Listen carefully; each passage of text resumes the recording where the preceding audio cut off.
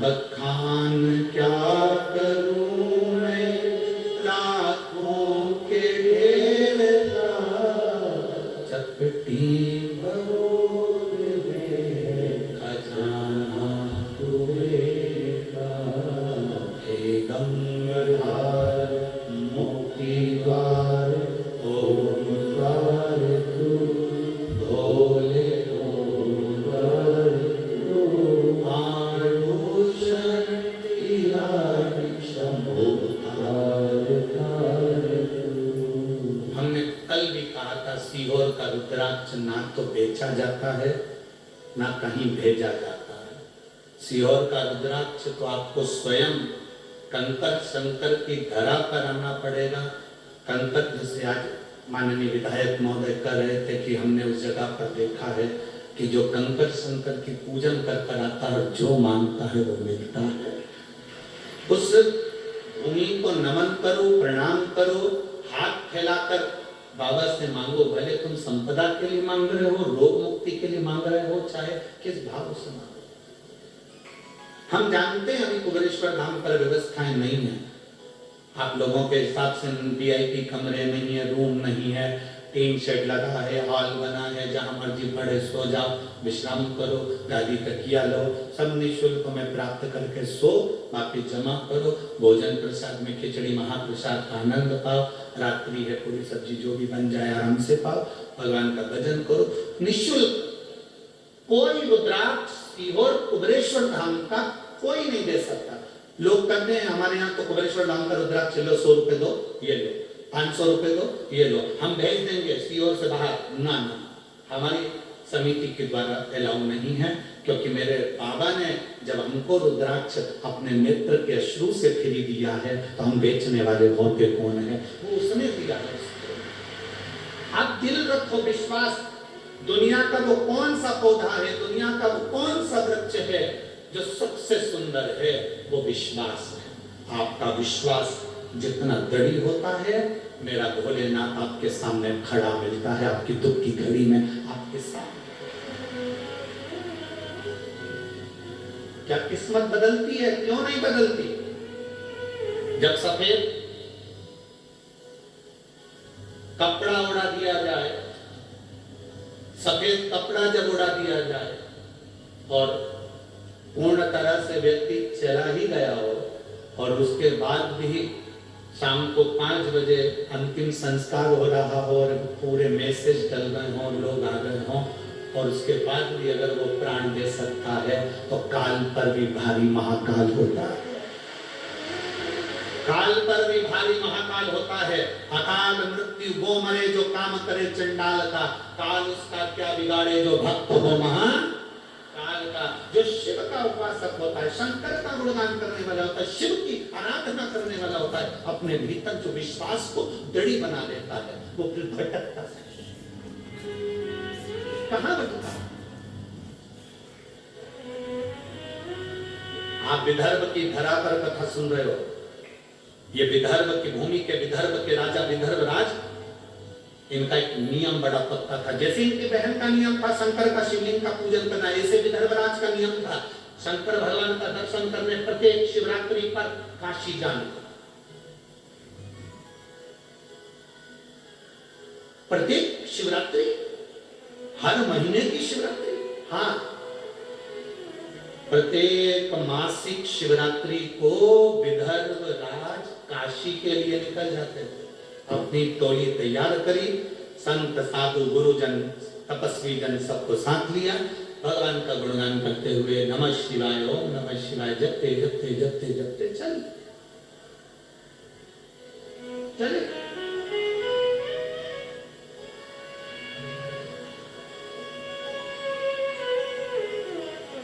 अब विदर्भ राज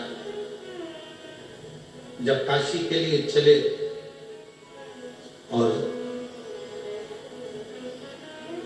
चलते चलते विदर्भ राज का पड़ाव बीच मार्ग में रुका।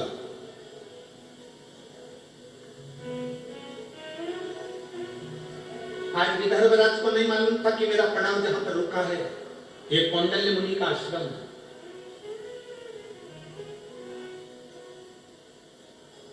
ये विदर्भराज को नहीं मालूम है कि आज मेरा पड़ाव जहां पर रुका है ये कौंडल्य मुनि का आश्रम है। कभी कभी तुम अगर अमरावती से बैतूल जा रहे हो, अमरावती से मंगरूल जा रहे हो, अमरावती से वाशिम जा रहे हो, कभी तुम जाते जाते कहीं रुक गए होगे, तुमने एक होटल देखी होगी और तुमने उस होटल पर भोजन करा होगा तो मालूम पड़ा कि यहाँ पर सब 500 रुपए का बहुत जोरदार भोजन मिलता है।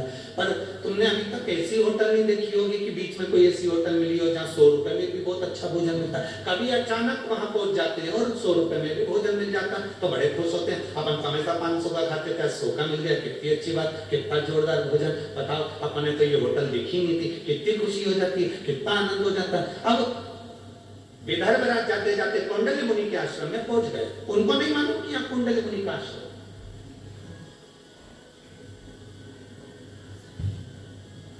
उनके स्मरण में है ही नहीं। शिव महापुराण का पार्वती खंड कहता है, चलते चलते गाड़ी में बैठे बैठे, आपके साथ भी हुआ होगा, हमारे साथ भी हुआ है। गाड़ी में चलते चलते, बैठे बैठे, बस में चलते चलते अचानक तुम कुछ काम कर रही थी, बस में बैठी हुई थी, कुछ अपना झोला निकाल रही थी, बाहर हाथ खिड़की पे रख के ताक रही थी।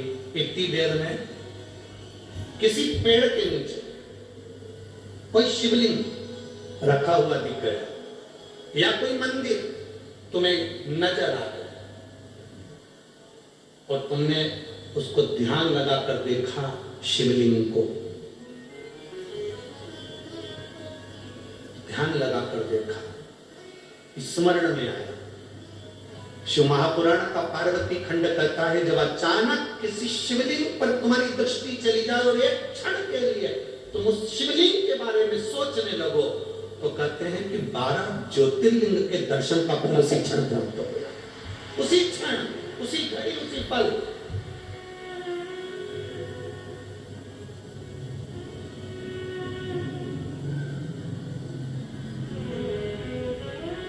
शिव का दर्शन, शिव महापुराण की कथा, शंकर भगवान का भक्त का दर्शन,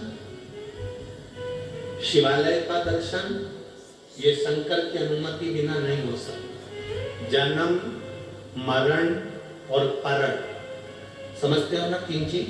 जन्म मतलब डॉक्टर ने कह दिया 14 तारीख को बहू की डिलीवरी होगी, मालूम पड़े 15 दिन और निकल गए या फिर 8 दिन पहले ही हो गई, क्योंकि उसने जन्म देने वाला हो। मरण, डॉक्टर ने कह दिया इसकी अंतिम सांसें चल रही है, इसको घर ले जाओ, मालूम पड़े 2, 4, 6 महीने तो ये निकाल दिए। आप में से कई बुजुर्ग माताएं बैठी है जो 2-4 बार तो इनकी बहुओं ने नीचे गोबर लीप के सुला दिया, फिर भी नहीं निकली, फिर भी वैसी की वैसी है।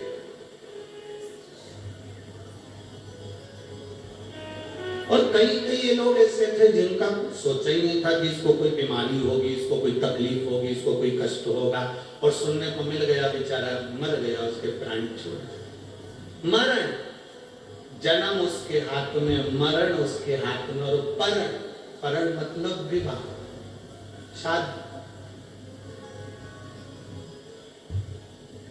किससे होना है?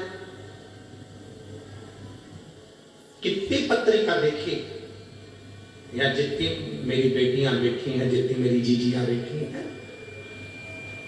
मेरी बहनें जितनी बैठी हुई हैं, मेरी माताएं जितनी बैठी हुई हैं, आपके लिए कितने लड़के देखे होंगे, ईमानदारी से बता। तुम खुद दिल पे हाथ रख के बोलो कि तुम्हारे लिए कितना लड़का देखा, पर तुम्हारी किस्मत में यही भेरू लिखा था। कितना देखा, कितना देखा।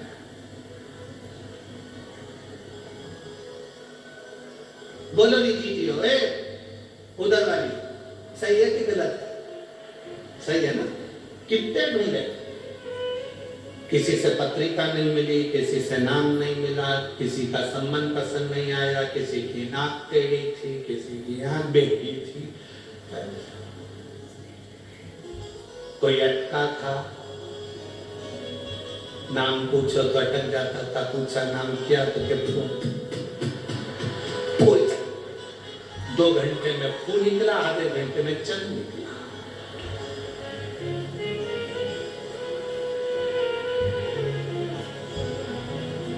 बहुत आफत है इन लोगों से बच। एक बार ग्वालियर में कथा थी, बहुत पहले की बात है, बहुत पहले, लगभग 23-24 साल पहले की बात होगी। उस समय ग्वालियर में टांगे चलते थे, घोड़ा गाड़ी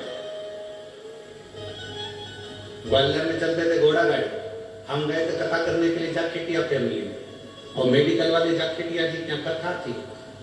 हमने कहा जाखेटिया जी तुम्हारे यहाँ पर एक मंदिर अच्छा है, उसका दर्शन करने जाएंगे। जैसे हमने कल उनसे कह दिया विधायक जी से कि आपका मंदिर अच्छा है, हम दर्शन करने जाएंगे। तो उन्होंने तो कह दिया, अब इस समय तो गाड़ियां चलती तो गाड़ी लगाएंगे। उस समय तो हमने कहा जाखेटिया जी दर्शन करने जाएंगे, तो वो बोले गुरु जी गाड़ी लगवा रहे। हमने कहा गाड़ी नहीं दो, हमारी भी तो बुद्धि फिर गई थी। हमने कहा तुम्हारी वो घोड़ा गाड़ी लगवा दो, टांगा। अच्छा, उस दिन से टांगे में बैठने में थोड़ा सा डर भी लगता है। हम जब शुरू में आए थे ना, ये अमरावती में अभी कथा चालू हुई, उसके एक दिन पहले हम जब यहाँ पहुंचे तो हमारे विधायक महोदय ने भी हमारे लिए वो घोड़ा गाड़ी लगाई थी। हमारी तो जान दुख अब भाई जान दुख, क्योंकि वो कहते हैं कि दूध से जला हुआ व्यक्ति छाछ में फूंक के पीता। अब ग्वालियर में हमने कहा जाखेटिया जी तुम एक काम करो, घोड़ा गाड़ी लगाओ। अब उन्होंने घोड़ा गाड़ी लगा दी। उनका एक नौकर था, उसको मालूम था मंदिर कहाँ है, उसको आगे बिठा दिया, हम सब पीछे बैठ गए। अब हम पीछे भी सीट थी, आगे भी थी, वो इधर नौकर बैठा, इधर हम बैठे, टांगा चलाने वाला चला था। पीछे सारे लड़के आशीष और ब्राह्मण और सब पीछे बढ़ गए, और घोड़ा वाला चलाते और जो साथ में बैठा था वो उनका जाखेटिया जी का सेवादार, मेडिकल संभालने वाला, वो कहती है टांगा इधर मोड़ दे, ओके मोड़। अब यहाँ टांगा और वो झंडा लगा है ना बीच में, वहां खड्डा। अब हमको नहीं मालूम था कि ये जो हमारे को मंदिर लेके जा रही है या अटक जाता, हमको नहीं मालूम था। वो यहीं से चालू हो गया। हम सोचे खांसी आ गई। अब हमको क्या मालूम था कि हुआ क्या इसको। हम पीछे बोल रहे पानी लाए हो, तो कह नहीं ला, तो ये आखिरी में वो टांगा खड्डे में गिर गया। जो खड्डे में गिरा तो मांस के मुंह से निकला डक। ये इधर हम उठाए, मोहल्ले के लोगों ने उठाया, पट्टा पट्टी बनवाया। कभी आपको मौका लगे तो वो कथा भी YouTube पे डली होगी, जिसमें हम हाथ में पट्टा बांध के कथा बांधते थे। तीसरे दिन की कथा। अब पट्टा पट्टी बांध के जाखेटिया जी के यहाँ पहुंचे। उन्होंने कहा गुरु जी ये क्या? हमने कहा कुछ नहीं, ये खाओ इधर डाल। ऐसा तुमने आदमी भेजा कि वो अटक गए ना, से पोचा बनता निकल। जाखेटिया जी बोली गलती हो गई। हमने कोई गलती वाली बात नहीं, हमें क्या मालूम था कि बहुत दूर तक खड्डा चलता है।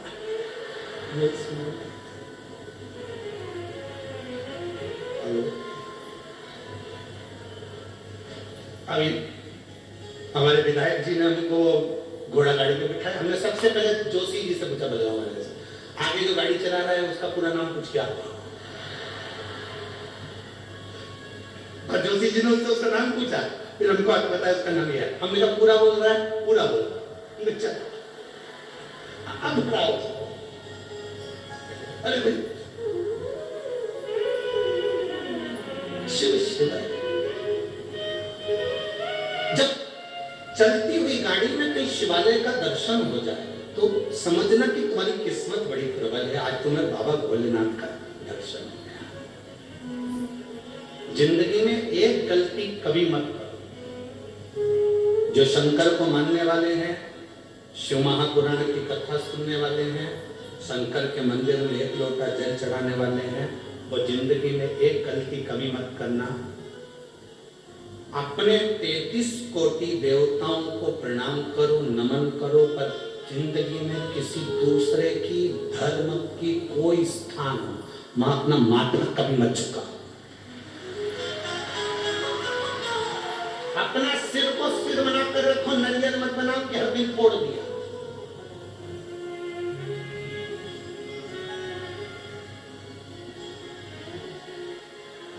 अपने देवताओं के आगे मस्तक झुकाओ, दूसरे के आगे नहीं। कोई कहे कि यहाँ पर वो बना था इसलिए हमने उसको प्रणाम कर लिया, उनको बुरा लग जाएगा। अपनी सास को छोड़कर पड़ोसन को कितनी भी चाय पिला लो, पड़ोसन अपनी प्रॉपर्टी दे देगी।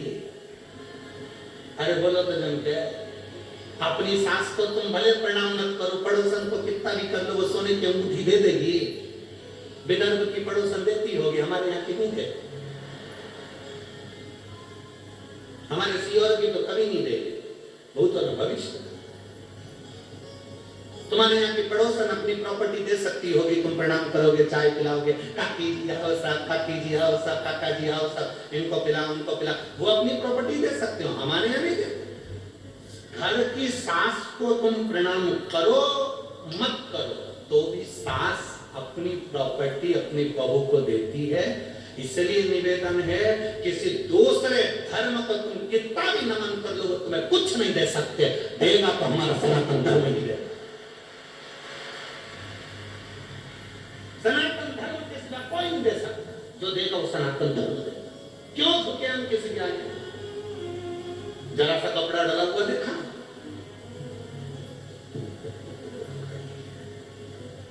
फिर कहीं पे कपड़ा डाला हुआ देखा। भगवान ने भी सोचा, लगा ले पड़ोसन को कितनी भी धोख लगा, अब आना मेरे पास लोटा भर के जल चला। अब आके लगा,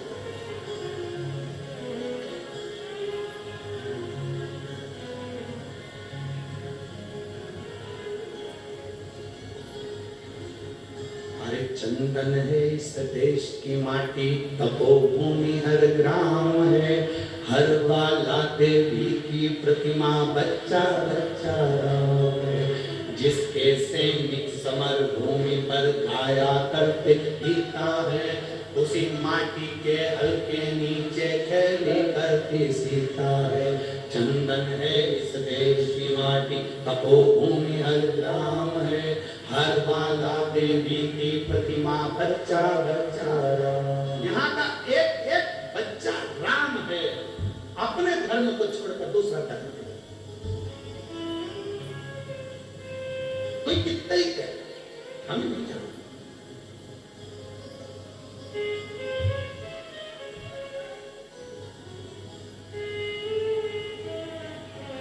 पति कितने होते हैं?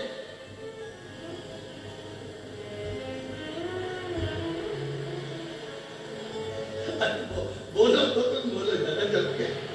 पति एक है तो परमात्मा भी एक है, देवाधिदेव महादेव, मेरा राम, मेरा कृष्ण, मेरा शिव एक है। कहाँ पर कितना उनको, कहाँ जाए, किस जगह?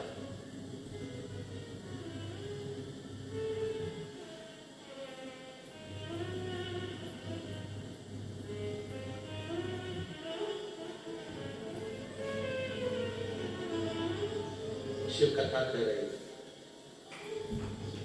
विदर्भ आज कौंडल्य मुनि के आश्रम में बिना अनायास बिना सोचे पहली बार पड़ा रुका और वहीं पर पहुंच गए, वहीं पर सीधे कौंडल्य मुनि के आश्रम में। एकदम ध्यान चलेगा शिव जी पे, समझ लो किस्मत संवर गई।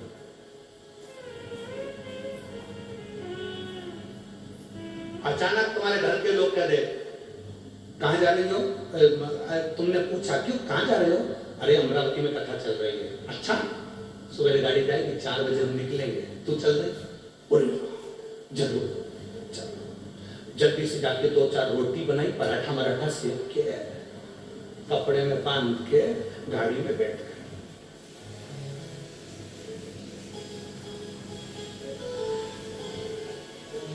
आते आते 4 में से 2 निपटा। आगे वाली पूछ रही थी क्या हो गया?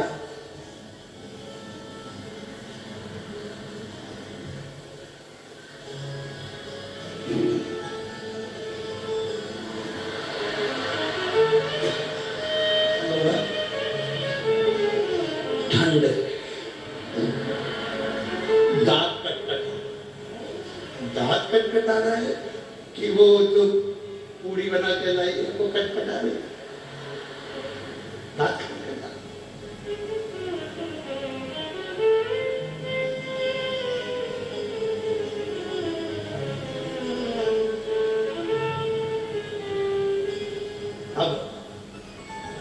मन तरफ पहुंच गई, क्योंकि दिल में वो शिव था।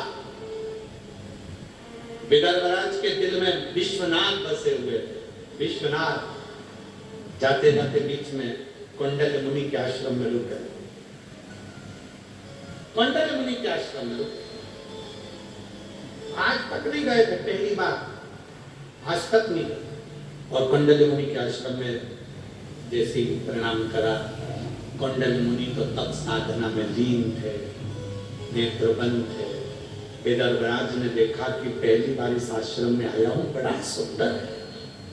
बैठ गए, पूछा मुनि जी आश्रम वाले नेत्र कब खोलेंगे, इनका दर्शन कब? कहा पता नहीं कब नेत्र खोले। राजा कुंडल मुनि के आश्रम में राजा विदर्भराज ने सोच लिया जब तक मुनि नेत्र खोलकर मुझे दर्शन नहीं देते तब तक मैं जाऊंगा, तब तक नहीं जाऊंगा। संकल्प जब हमारा पक्का होता है तो परमात्मा उसको पूर्ण करता है। एक पत्र है, देखिए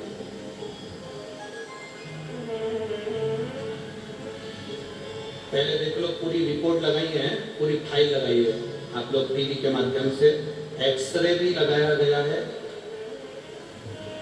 और साथ में पूरी मेडिकल की रिपोर्टें लगाई गई हैं। आप सारी रिपोर्ट एलईडी के माध्यम से, टीवी के माध्यम से सारी रिपोर्टें आप देख सकते हैं। सारी रिपोर्टें मेडिकल की लगाई गई। अब पत्र है,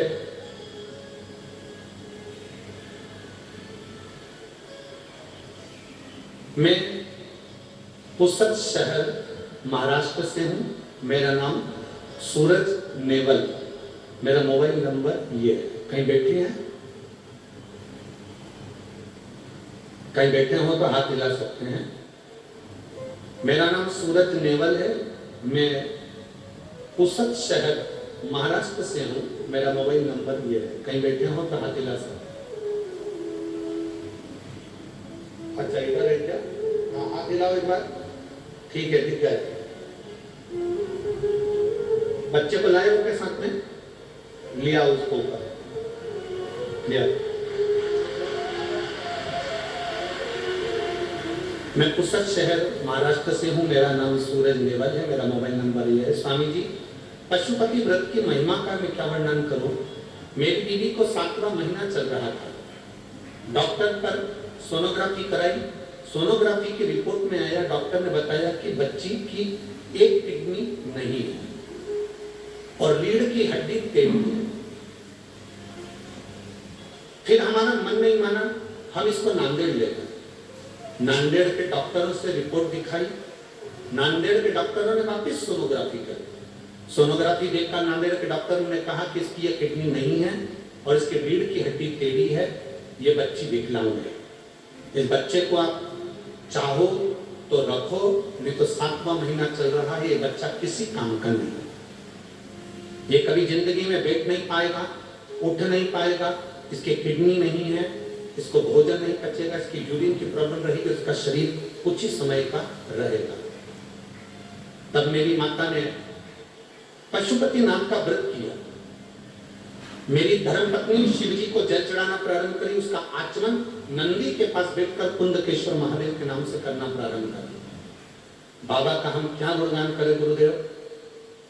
7वें महीने में डॉक्टर ने कह दिया था इसकी किडनी नहीं है, रीढ़ की हड्डी टेढ़ी है, बच्चा विकलांग है, मानसिक बुद्धि से भी बेकार रहेगा। हमने उस बच्चे को रखा और शंकर के भरोसे छोड़ दिया। मेरी माता ने पशुपति व्रत करे, मेरी पत्नी ने शिव जी को जल चढ़ाया, बेलपत्र खाना प्रारंभ करा। नंदी के पास बैठकर श्री शिवाय नमस्तुभ्यम का जाप करना प्रारंभ करा। जब मेरे बच्चे का जन्म हुआ, डॉक्टर ने जब रिपोर्ट निकाली तो बाबा की ऐसी कृपा थी, उसकी दोनों किडनियां थी और रीढ़ की हड्डी मजबूत थी और मेरा बच्चा पूर्ण तरह से स्वस्थ है। मैं उसको लेकर कथा में आया हूँ। डॉक्टर ने जो जो रिपोर्ट बताई थी कि रीढ़ की हड्डी नहीं, रीढ़ की हड्डी टेढ़ी है, किडनी नहीं, वो सारी रिपोर्टें आपको लगाई गई है गुरुदेव, जिसमें किडनी नहीं है। सारी रिपोर्ट नांदेड़ की भी और हमारे यहाँ की भी लगाई गई, जिसमें एक किडनी नहीं है और रीढ़ की हड्डी भी टेढ़ी है। आप उस एक्सरे में देख सकते हैं और आप उस सोनोग्राफी में देख सकते हैं। बाकी के जब जन्म के बाद वापस उसके एक्सरे हुए, जन्म के बाद उसका जो चार्ट देखा गया उसमें उसकी रीढ़ की हड्डी भी थी और उसकी दोनों किडनियां भी थी। मैं बाबा को यहाँ नमन करने आया हूँ, उसका फोटो भी लगाया है।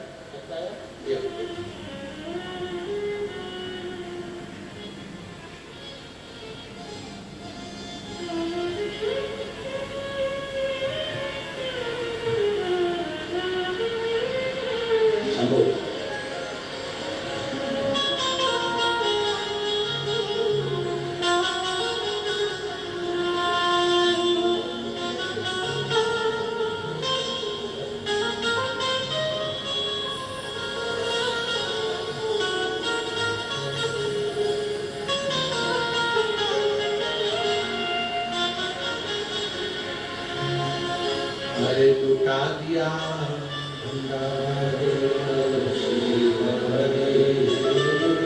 हर दिया माला शिव कथा कहती है। आपका विश्वास जितना दृढ़ होगा, एक पौधा एक वृक्ष ऐसा है, वो विश्वास, वो भरोसे का। अपना भरोसा कभी मत छोड़ो, अपना भरोसा कभी छूटना नहीं चाहिए, विश्वास कभी छूटना नहीं चाहिए। महाराज यमराज को यदि काल कहते हैं तो मेरे महादेव को महाकाल कहते हैं।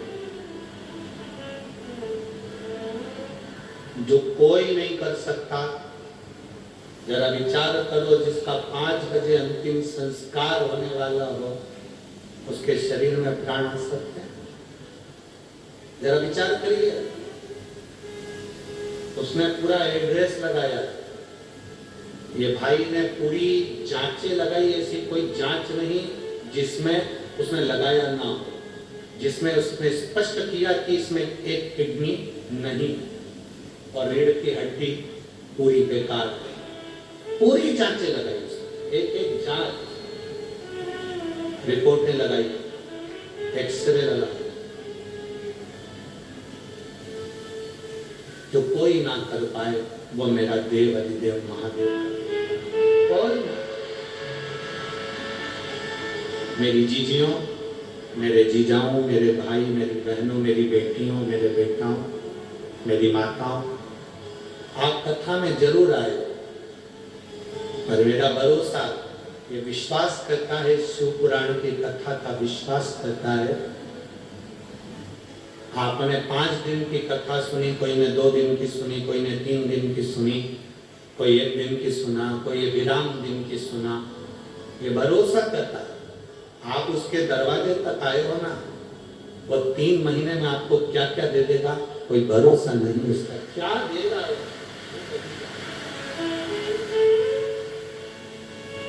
कितना देगा उसके ऊपर देगा। खाली ना जाता कोई दर से तुम्हारे, खाली ना जाता कोई दर से तुम्हारे, मैं भी खड़ी हूँ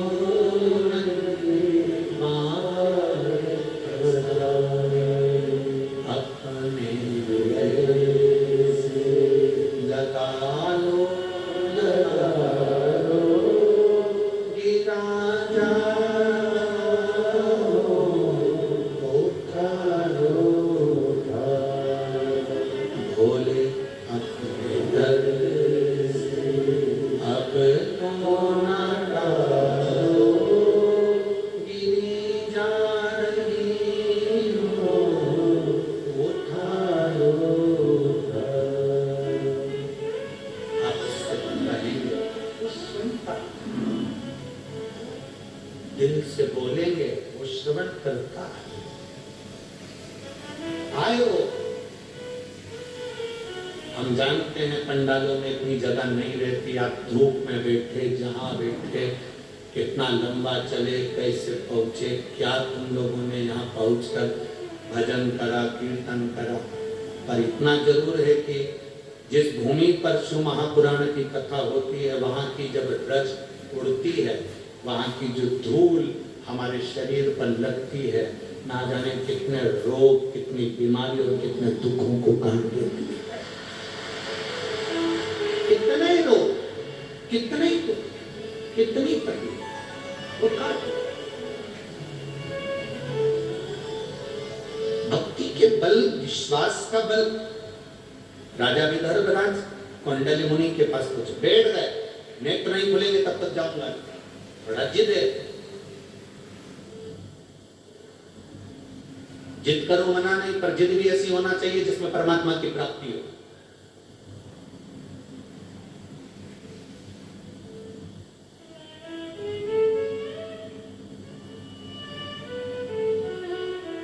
जिद करो मना नहीं, पर जिद भी ऐसी हो जिसमें परमात्मा की प्राप्ति हो। बैठ गए विदर्भराज, कौंडल्य मुनि के नेत्र बंद, नेत्र बंद कौंडल्य मुनि के नेत्र खुले नहीं। एक दिन निकल गया। विदर्भराज का नियम था, विदर्भ की धरा से जाते थे काशी दर्शन करने के लिए, तो बीच में अन्न नहीं पाते थे, न पानी पीते थे, जब तक काशी विश्वनाथ को गंगा का जल नहीं चढ़ा देते थे। जब तक काशी विश्वनाथ को गंगा का जल न चढ़ा देते, तब तक जल और पानी नहीं ग्रहण करते।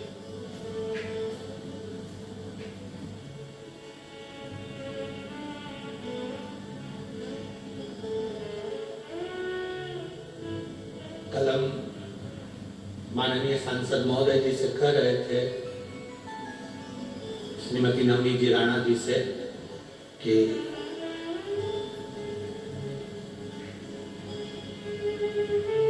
हमने कहा जी भाई, हनुमान चालीसा के चक्कर में 2 को जेल में डाला गया।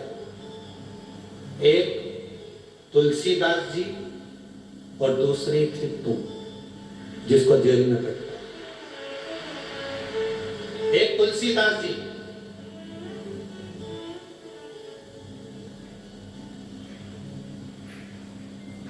एक महिला गंगा के घाट पर तुलसी बाबा के सामने तुलसीदास जी रामचरितमानस लेकर बैठे हुए थे, पढ़ रहे थे। महिला रोती रोती वहां पहुंच गई। उसने कहा, बाबा मेरा पति है, बाबा मेरा पति। बस उसने कहा मेरा पति। तुलसी बाबा के मुख से निकल गया, क्या चिंता करना, अखंड सौभाग्यवती। वो कह रही है, मैं तो कहने वाली थी कि मेरा पति चले गए और आपने मुझे वर दे दिया, अखंड सौभाग्य। तुलसीदास जी कहे, ये तो राम जी ने मुंह से निकलवाया है, राम जी जाने। पति को ले जा रहे थे अंतिम संस्कार के लिए, नारी रुकी। तुलसीदास जी को देखा, नियम था, पहले का नियम था, पति को जब अंतिम संस्कार के लिए लेकर जाते थे तो पत्नी हाथ जोड़कर लाल चूनर पहनकर पीछे पीछे चलती थी, क्योंकि वो सती होती थी। जा रही थी, तुलसीदास जी को देखा, चरणों में पड़ गई, मेरा पति। तुलसीदास जी मन में सोचे, ये तो सुबह मिली थी और मैंने इसको अखंड सौभाग्यवती होने का कहा था, और ये इसका पति तो मर गया।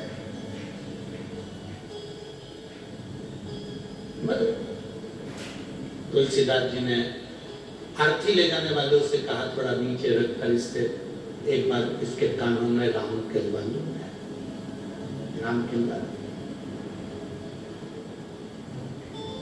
नीचे अर्थी रखी, लोग हंसने लगे, मरा हुआ 4 घंटा हो गया और ये राम कहलवा। तुलसीदास जी ने उसके कानों में कहा, राम राम राम। लोग हंसकर बोले, क्या है ये राम? कि राम नाम ही तो सत्य है, उसके सिवा कुछ नहीं। इसका प्रमाण कौन देगा कि राम नाम सत्य है? तुलसीदास जी बोले, प्रमाण तो केवल राम जी दे सकते हैं, या फिर ये उठ के दे सकता है। 2 मिनट हुए, मुर्दा उठकर कहता है, राम नाम सत्य है।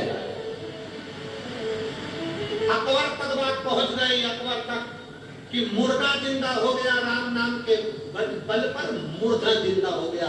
अकबर ने तुरंत बुलाया तुलसीदास जी को, कहा कि हमने सुना है तुम मुर्दे को जिंदा कर देते हो, तो हमें मुर्दे को तुम्हारे सामने रखते, जिंदा करके बताओ। तुलसीदास जी बोले हमारे बस की बात है, मुर्दे को जिंदा कर सकते, ये तो राम नाम की बात है, राम जी कर सकते, हमें कोई चमत्कार आता है क्या? संत साधु सन्यासी तपस्वी साधक उपासक कोई चमत्कार नहीं करते, वो तो भजन करते। हमने केवल भजन किया, उसका फल। जब तक तुम इसको जीवित नहीं कर सकते, हम तुमको छोड़ेंगे नहीं, ले आओ जेल में डाल दो इसको। तुलसीदास जी को जेल में डाल दिया। तुलसीदास जी वहां बैठे बैठे करते क्या, उन्होंने पूरी दीवार पर काजल से हनुमान जी का गुणगान करना प्रारंभ कर दिया। हनुमान श्री गुरु चरण सरोज निज मुकुर बरनो रघुवर विमल जस जो राज करया। उन्होंने लिखना प्रारंभ किया, जो लिखा चौपाई पर चौपाई, जय हनुमान ज्ञान गुण जय कपीस राम दूत अतुलित बलधाम अंजनी पुत्र पवन सत्यनाम विक्रम बदन सुमति निवार सुमत के संग अंचन वरण विराज सुरेश कानन कुंडल कुंचित केसा। जैसे जैसे तुलसीदास जी लिखते जा रहे थे, अकबर के पास सूचना आ गई कि छत पर दो बांदर आकर बैठ गए। तो बंदर भगा दो। सूचना मिली कि वो 4 हो गए, भगा दो। 8 हो गए, भगा दो। मालूम पड़ा कि अकबर के नगर में बंदर ही बंदर इकट्ठे हो गए। कोई दरवाजा बजाए, कोई सामान तोड़े, कोई फेंके, कोई बाग, कोई बगीचा। अकबर समझ नहीं पाया क्या हुआ। तुलसीदास के पास जाकर क्षमा मांग ली, तो स्तुति बंद कर। तब तुलसीदास पवन तनय संकट हरण मंगल मूर्ति राम लखन सीता सहित हृदय बसौ। बंदर जैसे कूदने लगे, अकबर क्षमा मांगा। मैं जानता हूं एक बंदर कूदा उस शरीर पर, उसके प्राण आ गए। अकबर हाथ जोड़कर बोलता है, ये साधारण नहीं, तूने जो दीवार पर लिखा तुलसीदास, ये साधारण नहीं। इतने बंदर, तुलसीदास जी कहते हैं ये बंदर नहीं, मेरे हनुमान मेरे राम ने बच्चे हैं, ये साधारण है। अकबर की पूरी सत्ता पलट दी उन बंदरों ने, पूरी सत्ता। हनुमान चालीसा हम कल कर रहे थे दीदी भाई को, सांसद महोदय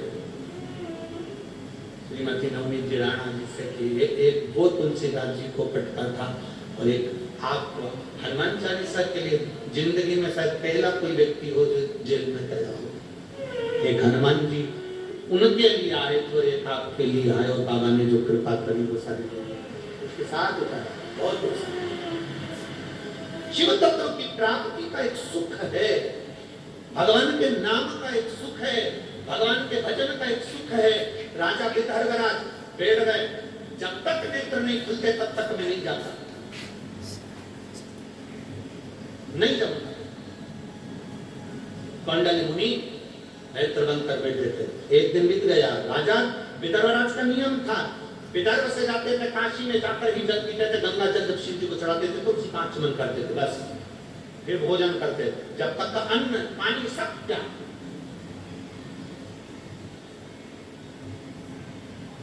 अन्न पानी का त्याग करते